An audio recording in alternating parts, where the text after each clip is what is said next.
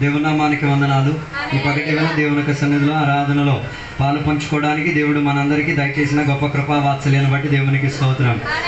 దేవుని యొక్క బిడ్డలు దేవుని యొక్క సన్నిధిలో గత 3 రోజుల నుంచి సంఘానికి ఉన్న అందరూ ఉపవాసముతో ఉండడానికి, నిజాయితీతో దేవుని సన్నిధిలో కనిపెట్టుకు తీరడానికి ఉన్న కృపా వాత్సల్యం దేవుడు సంఘ బిడ్డలకు అందరికీ ఇచ్చినందుకు స్తోత్రం.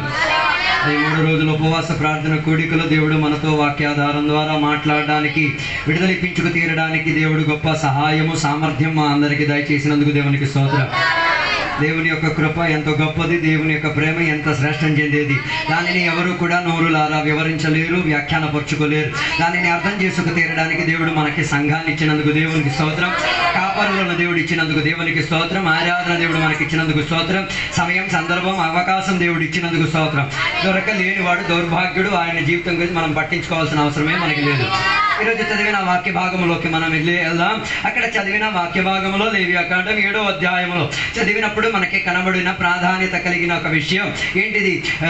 ప్రాయశ్చిత్త యాగం అర్పించబడినప్పుడు ఏం చేసి తీరాలి, యాజకుడు ఏం చేసి తీరాలి, దాని గురించి అక్కడ రాయబడి ఉన్నది. అపరాధ పరిహార్థ బలి అర్పింపబడినప్పుడు యాజకుడు చేయాల్సిన పద్ధతి ఏంటిదో అక్కడ స్పష్టంగా రాయబడినట్టుగా మనకి కనబడుతున్నది. దాని గురించి నేను గత రోజుల్లోనే వాక్య పరిచర్యలో నేను చెప్పాను. 6వ అధ్యాయంలోనే నేను చెప్పాను. అక్కడ చెప్పాను, ఆ బలియాగం అర్పించినప్పుడు 2 పక్కలు మనం చూసుకోవాలి. ఒకటి దేవుని పక్కకు మనం చూసుకోవాలి, రెండోది మానవుల పక్క కూడా మనం ఏం చేయాలి, క్లియర్ చేసుకోవాలి. ఇటు పక్క మనకు అపరాధం ఉందో దానిని ఏం చేసుకోవాలి, మనం బాగుపరచుకు తీరాలి. క్రైస్తవులు కొన్న దిగజారే స్థాయి అంటే దేవుని పక్కకు అన్ని తోసేసి మానవుల పక్క తొయ్యాల్సినవన్నీ ముడి చెట్టేసుకొని స్వాతంత్రం చెప్పుకు తిరిగి ఆత్మీక తరగతుల సంఘాలు అతపెత్తించిపోయింది. వినాలో లేదో నాకు తెలియట్లేదు. అందుకే అక్కడ 7వ అధ్యాయం మొదటి వచనం చెప్తున్న మాట మీరు చూడండి. పరిశుద్ధమైనదని చెప్పబడి ఉన్నది. అది ఎప్పుడు పరిశుద్ధమై తీరేది? దేవునికి అప్పగించాల్సినది దేవునికి చెప్పినప్పుడు, మనుషులకు చెప్పాల్సినది మనుషులకు చెప్పేటప్పుడు. అందరికీ దేవునితో మంచి అనుబంధం ఉంది, కానీ మానవులతో ఏ రీతి కలిగే అనుబంధం లేదు. అందుకే కొందరికి కుష్ఠం ఉంది కాబట్టి ప్రైజ్ లోడ్ చెప్పరు, ఆరాధనకి కరెక్ట్ టైంకి రాదు. దాని అర్థం వారికి కుష్ఠం ఉందని అర్థం. వారి జీవితంలో ఏం లేదు, పరిశుద్ధత అంకితమైనది. నాతో లేరు అనుకుంటాను. దీనికి మంచి ఒక ఉదాహరణ నేను చెప్పాను. జక్కయ్య గురించి నేను చెప్పాను. జక్కయ్యకి కలిగిన ఆత్మీక స్థితిగతులు దేవునితోనూ మానవులతో ఉన్న అనుబంధాన్ని ఏం చేసుకున్నాడు, ఆయన సరిపరుచుకున్న ఒక ప్రణాళికను మనం చూడగలిగితేరా. అందుకే దేవుని యొక్క వాక్యం చక్కగా మనకి సెలవిచ్చుచున్నది. కీర్తనలు 4వ అధ్యాయం 5వ వచనం చెప్తున్న ఒక మాట మనం చూస్తే, నీతియుక్తమైన అర్పణలు దేవుని మీద ఆశ్రయించుట ఇవ్వడం వలన అదేమై తీరుతుంది, అది ఉపయోగపడే స్థాయిలో మార్పు చెందుకు తీరగలిగి తీరుతుంది. కీర్తనలు 4వ అధ్యాయం 5వ వచనం. నీతియుక్తమైన బలి అర్పించుటకు, అలా దేవుని ఏం చేసుకు తీరాలి, అర్పించుకోనండి. దొంగ వ్యాపారాలు చేసి ఆ యాగాలు అర్పించుకోవడం కాదు. దేవుని మీద అలాగే అలవాటు చేసుకున్నారు. ఏదైనా చేసేస్తే అయిపోయిందేమో అనుకుంటున్నారు. నో, నీతియుక్తం. అది అందులో ఏముండి తీరాలి, ఆ యాగంలో నీతి ఉండి తీరాలి, ఆ యాగంలో పరిశుద్ధత ఉండి తీరాలి, ఆ యాగం వాక్యాధారంగా ఉండి తీరాలి, ఆ యాగం దేవుని నామాన్ని గణపరిచి తీరాలి. నీకు నచ్చినది, నీకు తోచింది అది అన్యులు చేసుకు తీరవచ్చు. దేవుని బిడ్డలు ఎప్పుడు కూడా ఏం చేయలేరు, చేసి తీరలేరు. ఉన్నారో లేదో నాకు తెలియట్లేదు. హల్లెలూయా. అందుకే దేవుని బిడ్డలకి దేవుడు సహవాసం అన్న చర్య మనకి ఇచ్చింది. సంఘానికి ఉన్న 7 స్తంభాల్లో ఒక స్తంభమే సహవాసం. అది కొందరికి లేదు. ఏం లేదు? ఇంగ్లీష్లో దాని పదం చాలా మంచి ఫెలోషిప్. ఒక పడవలో అందరూ గుంపు కూడేది. హల్లెలూయా. ఫెలోషిప్ ఎప్పుడు కరెక్ట్ అయి తీరేది, దేవుని పట్ల మనుషుల పట్ల నీ మనసాక్షి ఏకమై తీరితే. అందరికి మరి మనసాక్షి లేదు, మనం ఏం చేయలేము.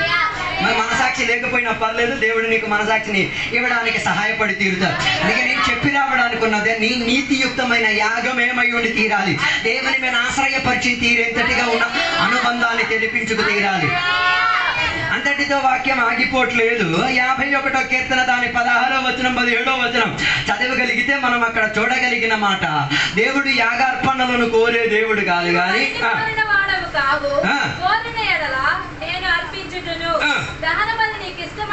కాదు. ఎందుకు మనసు ఇరిగిపోయింది? యాగం అర్పించినప్పుడు ఎందుకు మనసు ఇరిగిపోయింది? అర్థం కాలేదు. ఎప్పుడు మనం ఇరిగిపోయేది, మీరు ఎప్పుడు వస్తువులు ఇరిగిపోయేది జాగ్రత్త పాటించలేను. దాన్ని సమంగా వాడుకోలేనప్పుడు ఏమై తీరేది? ఇరిగి తీరే ఒక ప్రవణత వచ్చి తీరేది. హలో, అలాగైతే యాగం అర్పించి తీరేటప్పుడు నిన్ను నీవే ఏమై తీరాలి? ఇరిపేటట్టుకున్న ఒక ప్రయత్నం ఉండి తీరాలి. అందుకే దేవుడు 10 ఆజ్ఞలను మనకి ఇచ్చారు. ఫాలో అవుతున్నారో లేదో నాకు తెలియదు, నేను మాత్రం ఫాలో అవుతున్నాను. నీకు దేవుడు తప్ప ఇంకొక దేవుడు ఉండకూడదు. నీ తల్లిదండ్రులను ఏం చేయాలి? సన్మానించుకు తీరాలి. ఏం చేయాలి? అబద్ధం చెప్పకూడదు. ఉన్నారో లేదో నాకు తెలియదు. అదే మనం ఎల్లప్పుడూ చెప్పేది, పరాయివాడి వస్తువు ఏం చెప్పి నాశించకూడదు. ఈ విధులన్నీ మనకి ఇచ్చినది దేనికో తెలుసా? నిన్ను ఎర్రగొట్టడానికి. దాని అర్థం నీకు తప్ప వేరొక దేవుడు ఉండగా నీలో ఒక దేవుడు ఉంటాదని అర్థం. నువ్వు తెచ్చుకోవచ్చు, స్థాపించవచ్చు అని అర్థం. ఎలాగా? దేవుని కన్నా దేనిని ఎక్కువగా ప్రేమిస్తావు అదే దేవుడే. నువ్వు పనికి ఎక్కువ ప్రేమించావు అనుకో, ఆ పనే నిన్ను కాపాడుతుంది. నాతో లేరు అనుకుంటారు. అలాగొచ్చి చిన్నప్పుడు నిన్ను బద్దలు కొట్టి ఏమిటి? దేవుడిచ్చిన వ్యవస్థలు, దేవుడిచ్చిన ఆజ్ఞలన్నీ నిన్నేం చేసేవి? అమ్మో దేవా, నేను బద్దలైపోయాను, నా వల్ల జరగదు, నేను జరిపించలేను అన్న ఏముండి తీరాలి? ఒక ఆశ ఉండి తీరాలి. ఉన్నారో లేదో నాకు తెలియట్లేదు. అలాంటి ఇరిగిన ఒక మనస్తత్వముతో యాగం అర్పింపబడినప్పుడు అదేమై తీరేది? దేవుడు సహాయపడే ఒక విధానం వచ్చి తీరేది. నాతో ఉన్నారా అందరూ? హలో, అందుకే ఇక్కడ చెప్పుచిన మాట 17వ వచనం చెప్తున్న, యాగం ఎట్టిదై ఉండి తీరాలి? ఇరిగిన మనసు. ఓ లార్డ్, నా బైబిల్లో చెప్పుచిన మాట ఏంటో తెలుసా? ఇరిగిపోయినా, నలిగిపోయినా, లేకపోతే దేవుని యొక్క విషయానికి, సొంత విషయానికి నలిగిపోతున్నా, ఇరిగి వేదన కలిగి తీరుతున్నా, అలాంటి దానిని ఏమై తీరాలి? యాగార్పణగా దేవునికి అప్పగించుకు తీరాలి. ఇండైరెక్ట్ గా దాని అర్థం అది నిన్ను నీవే, నేను చేతకాని దానిని, నా వల్ల జరగదు, నేను చెయ్యలేను, నాకేం కావాలి? ఒక సహాయం కావాలి, సదుపాయం కావాలి, లేకపోతే నేను దేవుడిచ్చిన యాగార్పణలను నేనేం చేయలేను, చేసి తీరలేను. అందుకే పాత నిబంధన మొత్తం మనం చదివేటప్పుడు యాగార్పణలు మనకి కనబడతీరదు.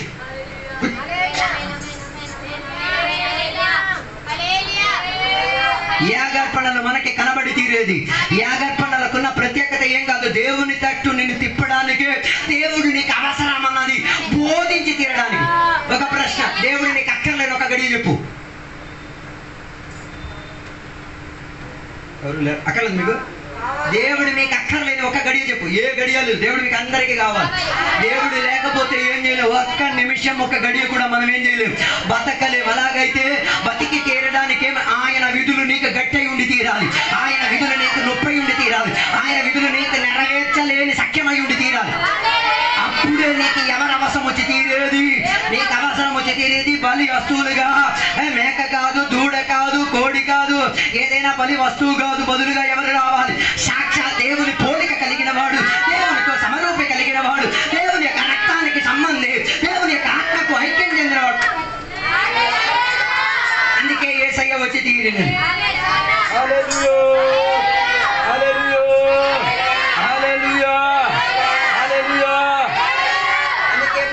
లేవియాకాండం 17వ అధ్యాయం 11వ వచనం చెప్తున్న మాట మీరు చూడండి. లేవియాకాండం 17వ అధ్యాయం, లేవియాకాండం 17:11, 17:11 ప్రాణం ఇచ్చేది. ఎస్,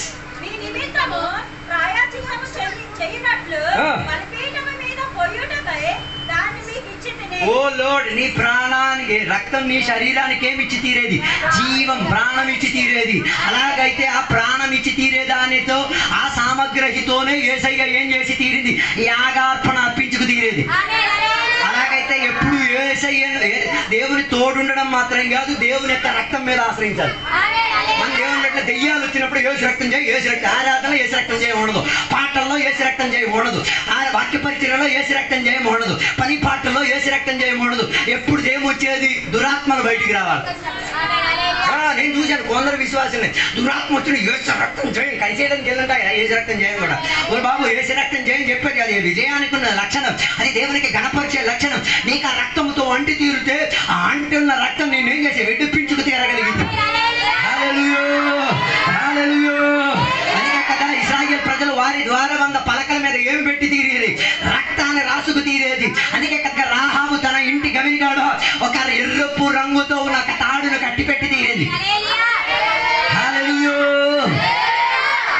ఆమె కొరకు వధింపబడి తీరడానికి యాగార్పణ ఇచ్చి తీరడ యాజకుడు లేడు. ఆమె కొరకు యాగార్పణ ఇచ్చి తీరడానికి మధ్యవర్తులు ఎవరు లేరు. ఆమెకున్నది ఏంటో తెలుసా? విశ్వాసంతో చెప్పిన ఒక్క మాట, మేము ఈ దేశానికి తిరిగి వచ్చే గడియలో నువ్వు కాపాడబడి తీరడానికి నీవేం చేయాలి? నీ గడప మీద ఏముండి తీరాలి? ఒక తాడును కట్టేసుకొని మాకు సూచన. హలో, యేసయ్య రక్తం నీకు ఒక సూచనగా మారి తీరాలి, నీకు ఒక సాక్ష్యంగా మారి తీరాలి. దెయ్యాలు వచ్చేటప్పుడు డాన్స్ చేయడానికి ఉన్నది కాదు యేసయ్య రక్తం. బండి మీద రాయించుకోవడానికి ఉన్నది కాదు రక్తం.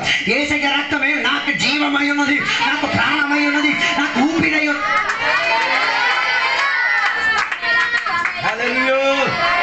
అప్పుడు అది పరిశుద్ధం చెందింది. ఎవరితో? యేసయ్య రక్తంతో అంటుంటే.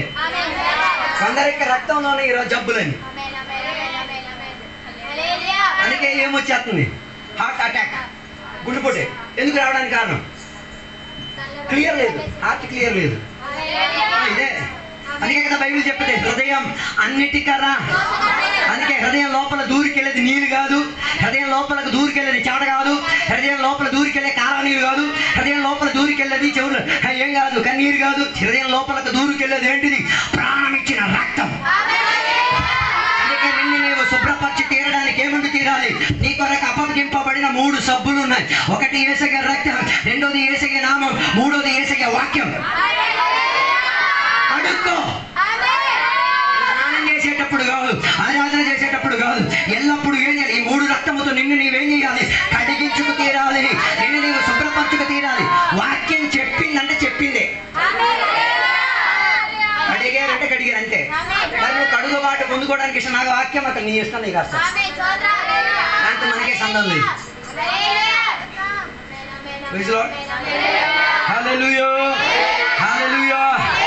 ఈ 3 సబ్బులు దేవుని బిడ్డలు ఎప్పుడు ఏం చేయాలి? వాడుతూ ఉండాలి.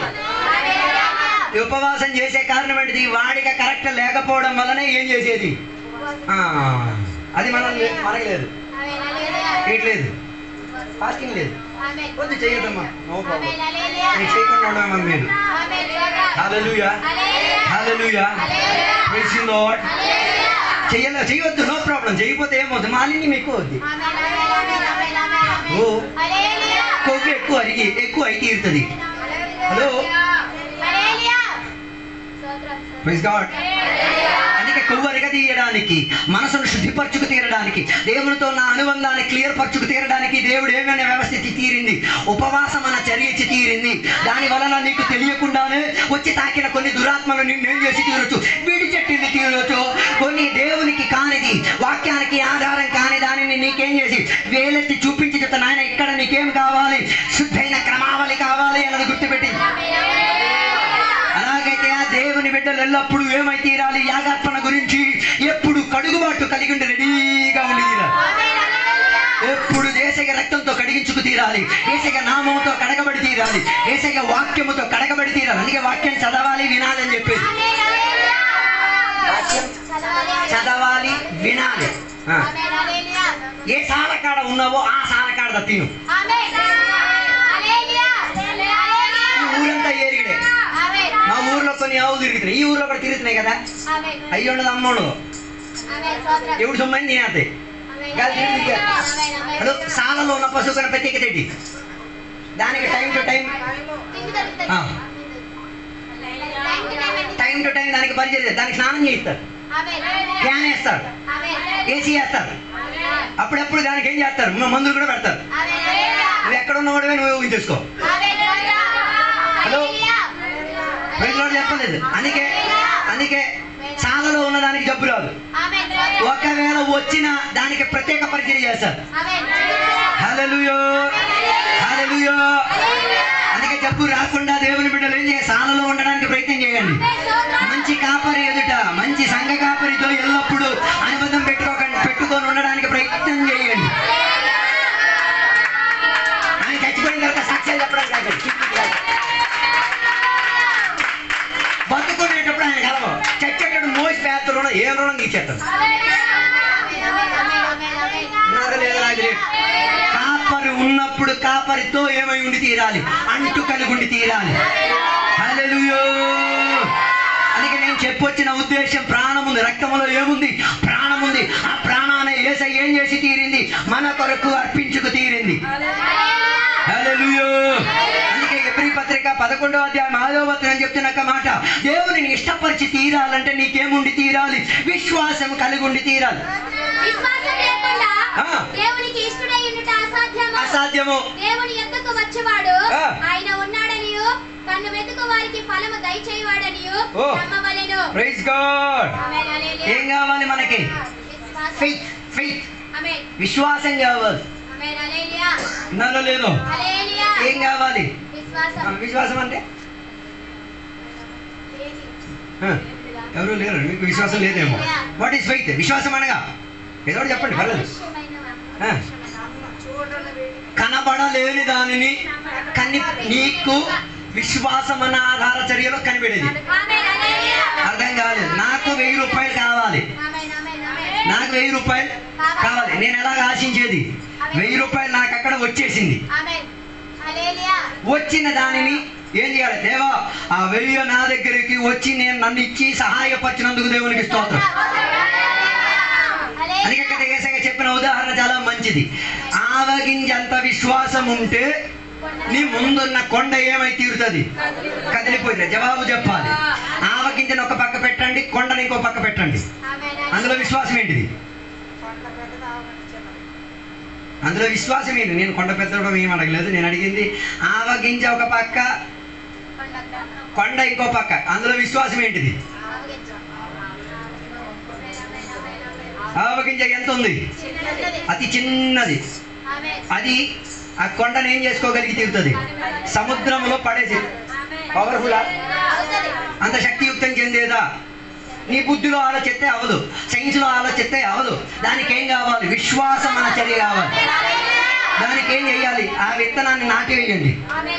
ఆ విత్తనం ఏమైతే తీరుతుందో 2వ 3వ సంవత్సరం మొలకెత్తుకొచ్చి తీరుతుంది. ఓకే, దాంట్లో నుంచి వచ్చిన విత్తనాన్ని తీయండి, అది మొత్తం పరిచేయండి. దాంట్లో వచ్చిన విత్తనాలు మొత్తం వేయండి. ఒక 400 ఎకరాలు వేసేయండి. ఒక్కొక్క చెట్టు 1 సెంటీమీటర్ పెరిగింది అనుకో, మట్టి ఏమై తీరినట్టు? కదిలినట్టు. అర్థం కావడం కష్టం. దీనికన్నా ఇంకా వ్యాఖ్యానం నేను చేయలేదు. మరి నువ్వే విశ్వాసంలో నువ్వే కూడా తీసుకొని చూసుకో. ఒక్కొక్క విత్తనం వేసినప్పుడు 1 సెంటీమీటర్ మన్ను ఏమై తీరుతున్నది?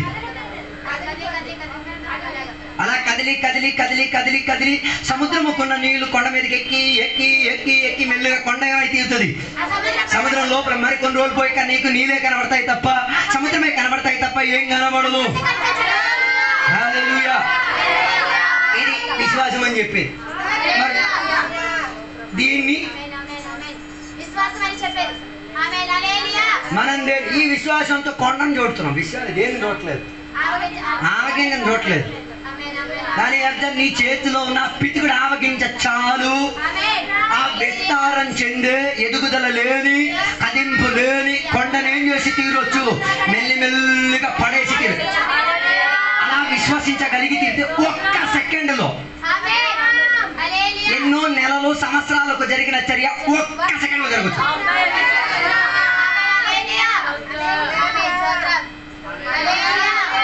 అలాంటి విశ్వాసం ఉంటేనే దేవునికి ప్రియుడు. లేకపోతే దేవుడు కూడా అసలు కారణం ఏంటిది? అలాంటి విశ్వాసం ఈ విశ్వాసం కోసమే అందరూ ఏం చేయరు? పౌలు లాంటి వాళ్ళు ప్రాణత్యాగం చేసింది. అర్థం కాలే. ఈ విశ్వాసం కోసం ఏం చేయలేదు, చావు భోజనం తినడానికి ఇది అడగలేదు. అడిగే తినేది విశ్వాసం. విశ్వాసం మళ్ళీ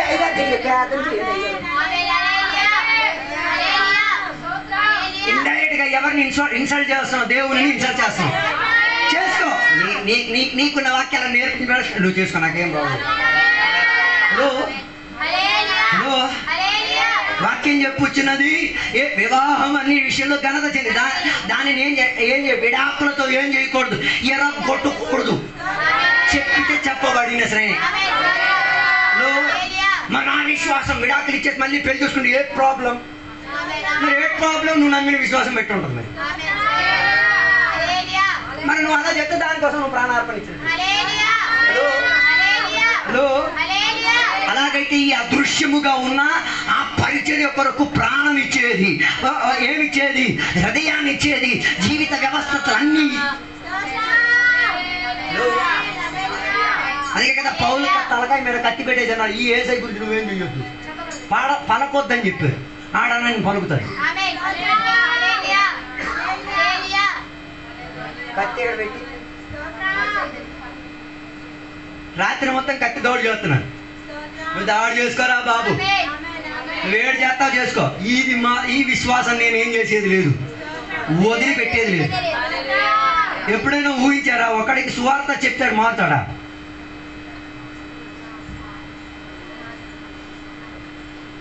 ఎందుకు సువార్త చెప్తే కొడుతున్నారు? ఇప్పుడు మీ దగ్గర నా దగ్గరికి వచ్చి ఏసయ్య నీ పాపాల కొరకు చచ్చిపోయారని నువ్వు నాకు చెప్పావు, నేను పాపాలు ఏం చేయలేదు, నీకేం తెలుసు నా పాపాల గురించి అని కాదు కొట్టడానికి వచ్చేది. అర్థం కాలేదు. హల్లెలూయా, హల్లెలూయా.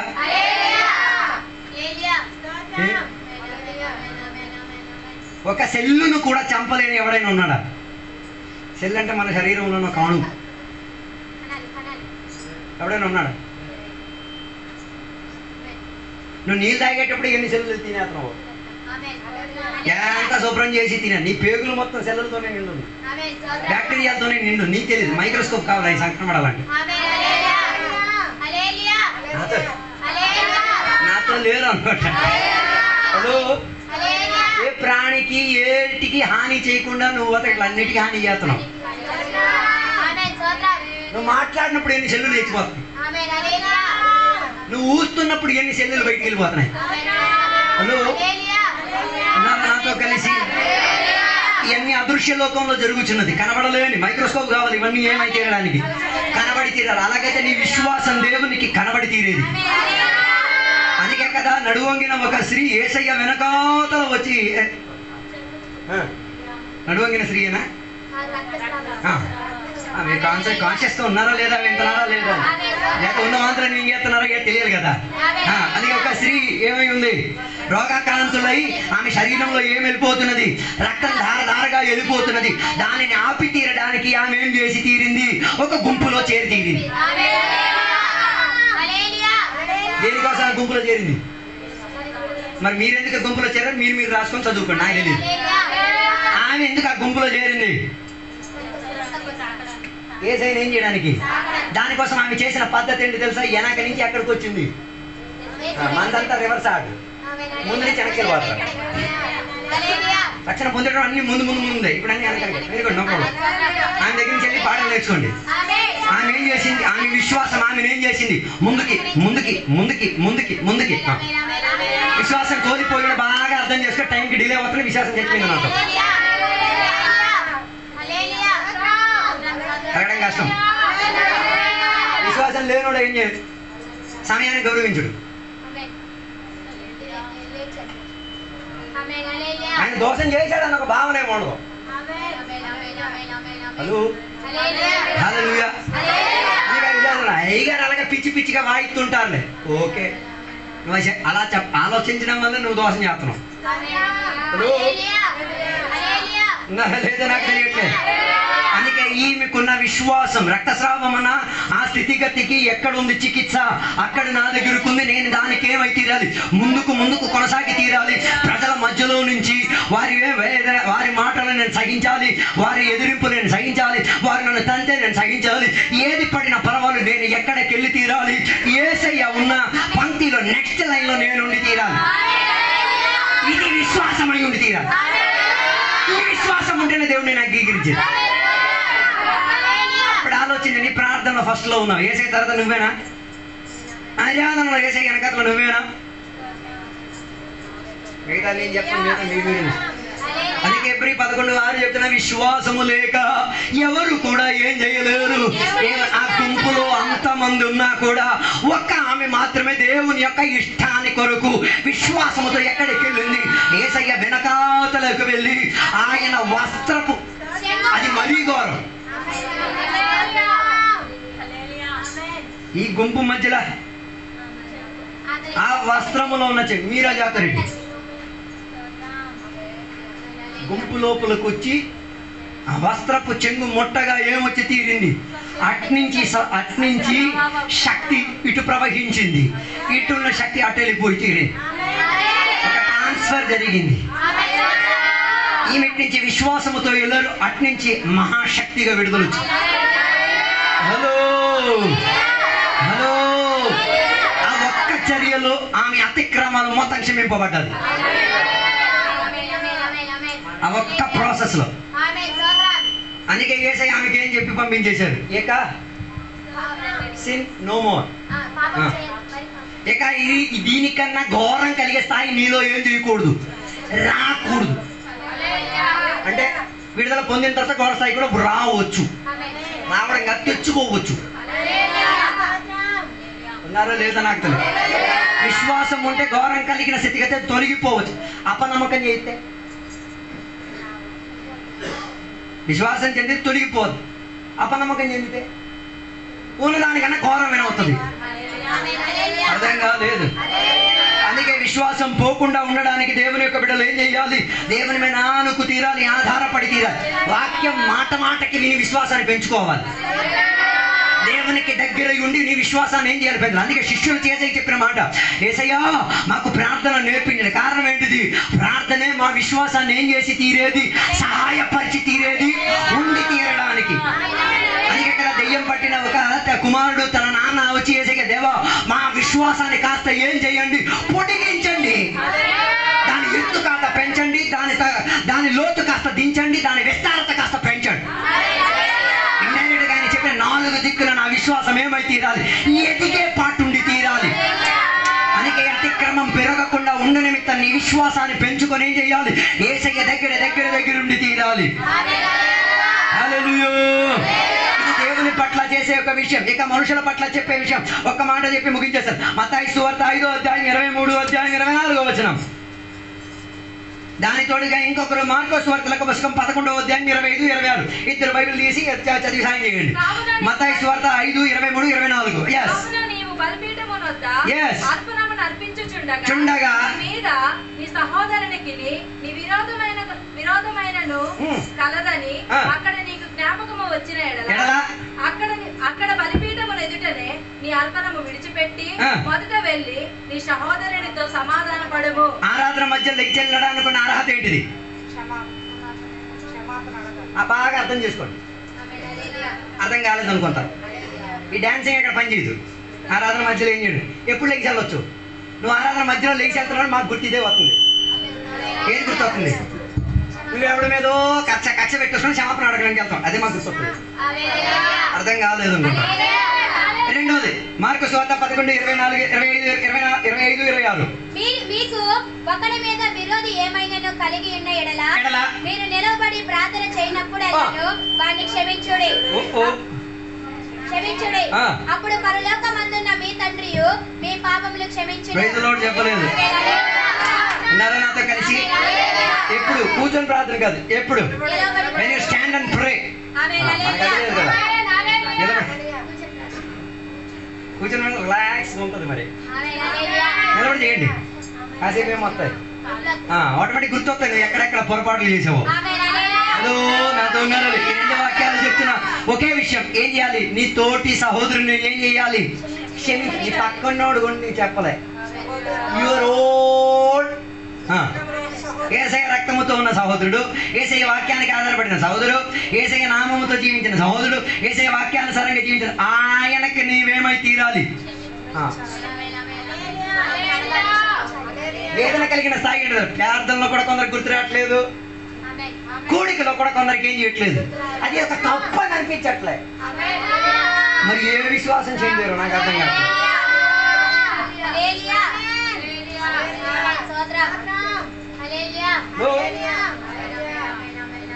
కలిసి హల్లెలూయా హల్లెలూయా. ఏం గుర్తుకు రావాలి,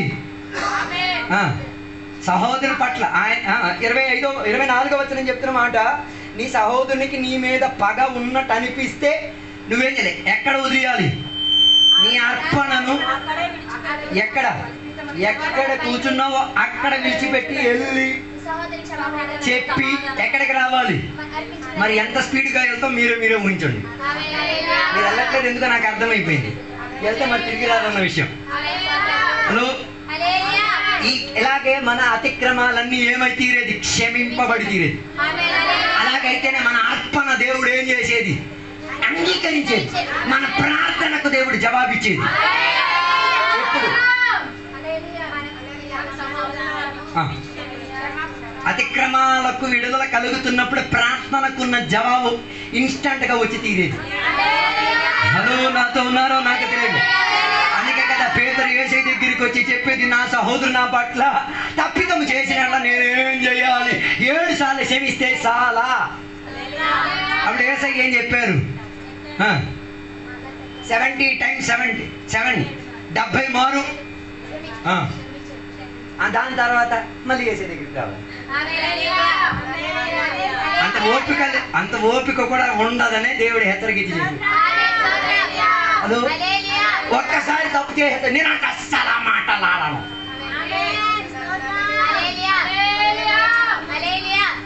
మమ్మల్ని చూసి నేర్చుకోండి. నువ్వు ఎన్ని నేర్చుకోవాలి చెప్తావు, సహిస్తున్నావుగా. ఎంత తిట్టాలని ఉంది, సైలెంట్గా వదిలేస్తున్నావు. మేము పడే భారం మీరు ఒకసారి ఆలోచించండి. కాదు చిన్న బాధ మేము మోసేది ఎంత ఉంది, తిట్టాలని ఉంది. కానీ వీడికి తిట్టేస్తే మళ్ళీ కనబడ్డాడు. వీడు ఎక్కడ కనబడతాడు? ఆ సాలలో కనిపిస్తాడు, బురదల మధ్య కూర్చుంది. నాతో తలకేసి కూర్చుంటాడు. రాడు నాతో. అందుకే నీ అతిక్రమం తోటి సహోదరుని పట్ల ఉంటే దాన్ని ఏం చేయాలి? ఏం చేయాలి? రీఓపెన్ చేసి దాన్ని ఏం చేయాలి? సాల్వ్ చేసుకోవాలి. నన్ను తిట్టావా? నన్ను వచ్చి క్షమాపణ అడిగి నాతో కలిసి ఏం చేయాలి? ప్రార్థన చేయగలి. ఉందా లేదా? చూడండి, యాకోబు 5:16.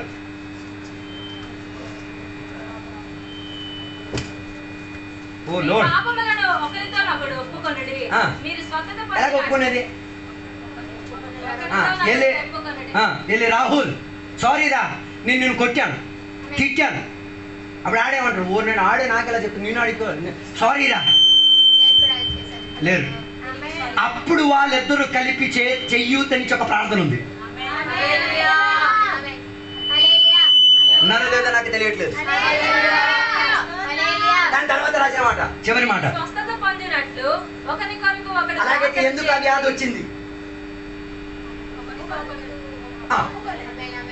90% దేవుని బిడ్డలకు వచ్చే జబ్బు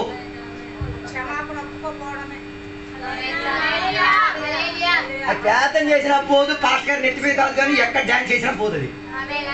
నువ్వే ఏం చెయ్యాలి? ఊతల కొట్టుకు తీరాలి. నాతో లేరు అనుకుంటా. హలో హలో, ఆలోచించండి. ఈ తప్పితం చేసిన 2 సహోదరులు కలిసి మనసు నలగొట్టేసుకొని క్షమాపణడి ప్రార్థన చేసే చర్య ఒకసారి ఆలోచించండి. అరిద్దరి ఇప్పుడు మన మనస్తత్వం ఉంది ఒకరిది.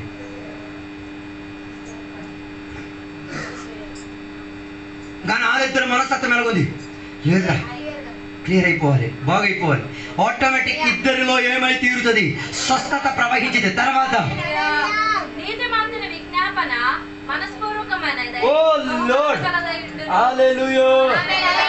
అది నీతిమంతుల విజ్ఞాపనగా ఏమై తీరుతుంది? మారిపోయి తీరగలిగితుంది. అందుకే రోమా 12:18 చెప్తున్నమాట, అందరితో ఏమై ఉండి తీరాలి? సమాధానం ఉంచి తీరడానికి అధికంగా పరిశ్రమించాలి, ప్రయత్నం చెయ్యాలి, కష్టపడాలి. దేవుని బిడ్డలు దేనికోసం కష్టపడాలి? డబ్బు సంపాదించడానికి కాకూడదు, ఊరు తిరగడానికి కాకూడదు, సాతానుతో ఫ్రెండ్షిప్ చేయడానికి కాకూడదు. దేనికోసం? అందరితో ఏముండి తీరాలి?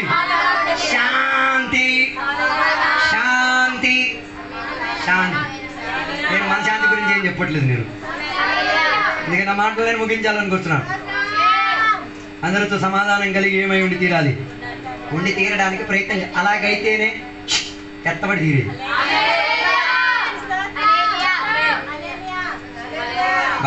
ఉన్నారా నాతో కలిసి? అందుకే దేవుని యొక్క సన్నిధిలో సమర్పించుకుందాం. ఈ పగటి వేళ దేవుని యొక్క సన్నిధిలో సమర్పించుకుందాం. బల్లారాధన నిమిత్తం వ్యక్తిపరంగా జీవితాన్ని మనం దేవుని యొక్క సన్నిధిలో సమర్పించుకుందాం. ఈ పగటి వేళ దేవుడు యేసయ్య మన కొరకు చేసిన త్యాగాలన్నింటినీ ఈ పగటి వేళ ధ్యానించుకోండి. దేవుని యొక్క సన్నిధిలో మన మనసును పూర్తిగా నలగొట్టుగా ఆ కాల్వరి సిలువలో ఎలాడుతున్నాం యేసయ్య